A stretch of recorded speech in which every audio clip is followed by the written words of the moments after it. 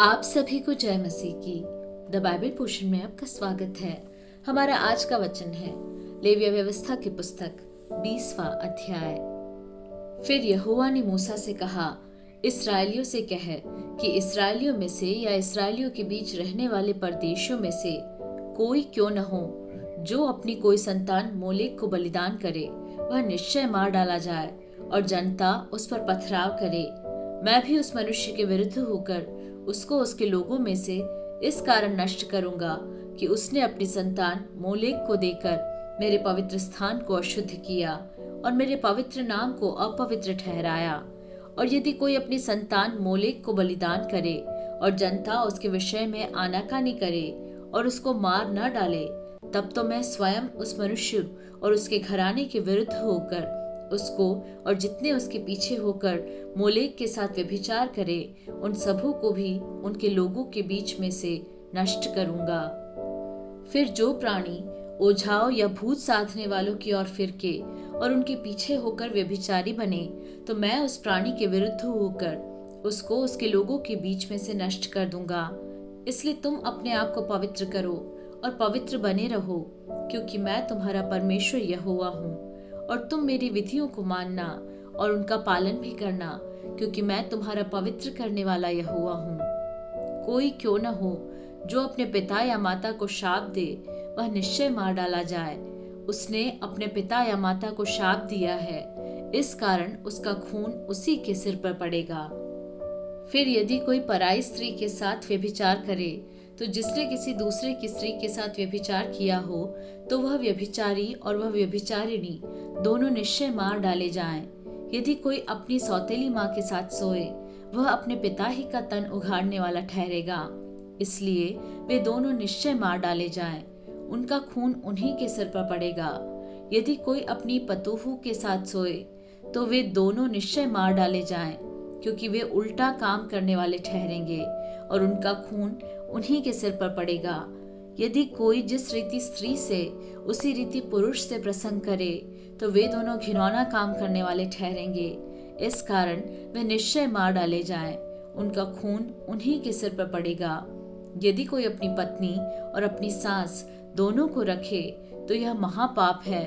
इसलिए वह पुरुष और वे स्त्रियां तीनों के तीनों आग में जलाए जाएं, जिससे तुम्हारे बीच महापाप न हो। फिर यदि कोई पुरुष पशुगामी हो, तो पुरुष और पशु दोनों निश्चय मार डाले जाए। यदि कोई स्त्री पशु के पास जाकर उसके संग को कर्म करे, तो तू उस स्त्री और पशु दोनों को घात करना, वे निश्चय मार डाले जाए, उनका खून उन्हीं के सिर पर पड़ेगा। यदि कोई अपनी बहन का, चाहे उसकी सगी बहन हो चाहे सौतेली, उसका नग्न तन देखे और उसकी बहन भी उसका नग्न तन देखे, तो यह निंदित बात है। वे दोनों अपने जाति भाइयों की आंखों के सामने नष्ट किए जाएं, क्योंकि जो अपनी बहन का तन उघाड़ने वाला ठहरेगा, उसे अपने अधर्म का भार स्वयं उठाना पड़ेगा। फिर यदि कोई पुरुष किसी ऋतुमती स्त्री के संग सोकर उसका तन उघाड़े, तो वह पुरुष उसके रुधिर के सोते का उघाड़ने वाला ठहरेगा और वह स्त्री अपने रुधिर के सोते को उघाड़ने वाली ठहरेगी। इस कारण वे दोनों अपने लोगों के बीच में से नष्ट किए जाएं।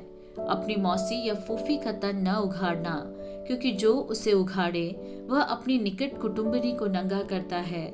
इसलिए उन दोनों को अपने अधर्म का भार उठाना पड़ेगा। यदि कोई अपनी चाची के संग सोए, तो वह अपने चाचा का तन उघाड़ने वाला ठहरेगा। इसलिए वे दोनों अपने पाप के भार को उठाए हुए निर्वंश मर जाएंगे।